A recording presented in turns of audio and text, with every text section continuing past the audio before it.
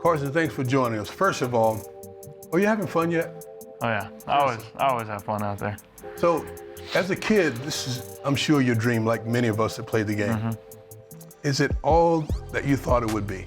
And explain, please. It is. I mean, it's all that I thought, and then more. You know, as a kid, I mean, it's just a dream, and then you every kind of step of the way, you're like, I'm one step closer to that dream. And then college, like, I waited my turn, and then finally got to play, and I'm like, okay, this could be a reality. And then, you know, second pick in the draft, and then all of a sudden it was a reality. And my favorite thing about it, though, is, I mean, I love the game. I love everything about the game, but the camaraderie you build with teammates, the bonds that you share with guys, that was always my fear, is that you saw it as a kid, and people just talked about it. It's a business. It's their job. You know, they're just there to make their money and get on. But in this locker room and the culture that we've had ever since I got here, that's not necessarily the case. Obviously, it is our job, and we do make money, but the way guys just come together, the culture that we have, the way guys, you know, grow bonds and relationships that I'll have the rest of my life, it's definitely more than what I expected as a kid. So now you're in year 4. Think about Carson coming out of college, being drafted.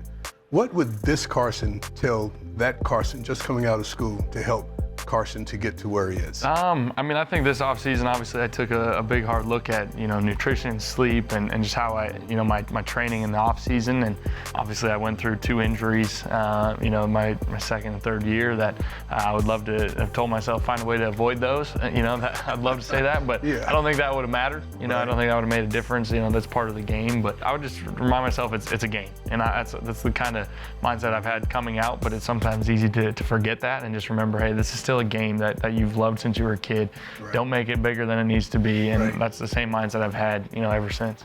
Tell me a little bit about your growth. Now, when you go to the line of scrimmage now, as opposed to even a year ago, what you can see, recognize, and look at the matchups where you can take advantage of matchups. I mean, every year, you know, you just feel that much more comfortable within the offense. You know, fortunately, I've been with Coach ever since I got here, so it's been the same system, same offense, same terminology. And so you just every year take another step, and you're always going to make mistakes. You're always going to, you know, misread plays and screw up. But I feel like I'm just processing things a lot quicker, and, you know, just being able to find completions when it's there instead of always having to force the shot. And I just feel like I'm seeing things pretty clearly out there.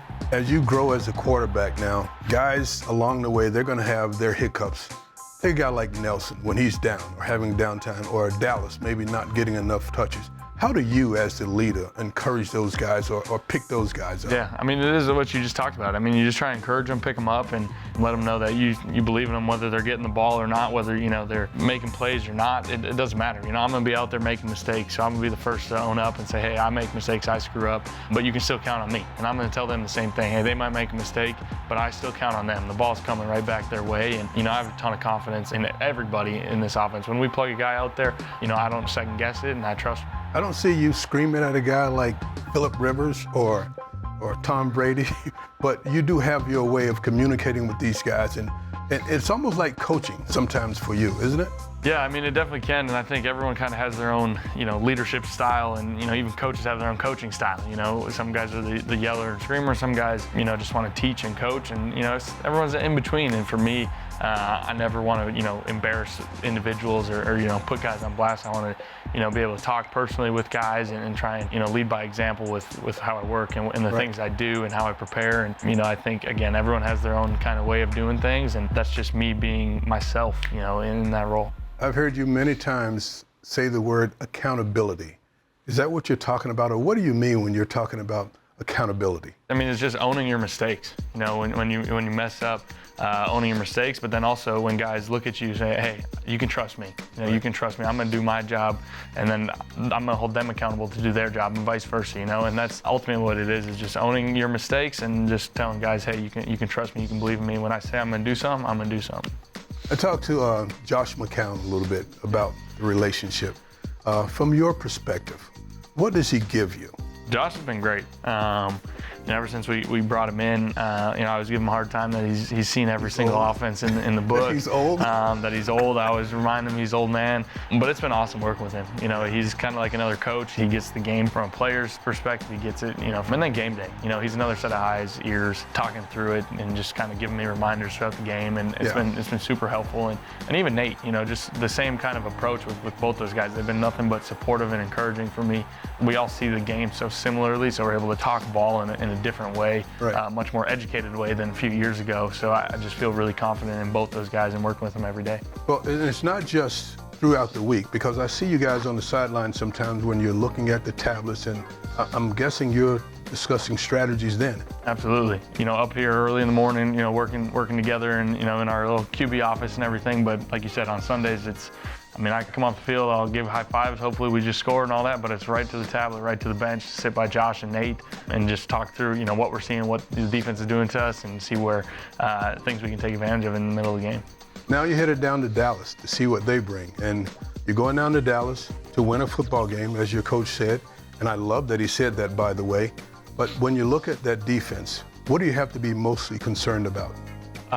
There's really not one thing that jumps out on tape with their defense in terms of position group. It's just a whole structured defense that, they play so well, and they play so well together. They mix it up a little, but a lot of the times they're just going to do what they do and just say, come and beat us. And, we have a ton of respect for their front, for their linebackers. There's two young guys in the middle. They do a great job. Really good.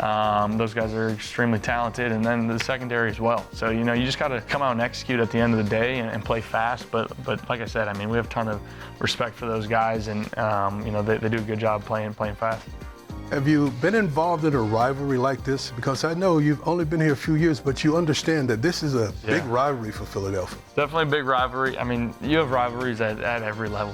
To me, that's one of the most beautiful things about sports and football especially. Crosstown rivals in high school. I'll never forget playing in those games. Playing for the Dakota marker in college, North Dakota State versus, the hated Jackrabbits, Dallas Goddard School. Playing South Dakota State. You always have rivalries, and now at this level against the Cowboys. We cherish this as players, but I know that our fan base cherishes it even more and how much it means to them. And it's so good for sports to have those rivalries, and we enjoy it.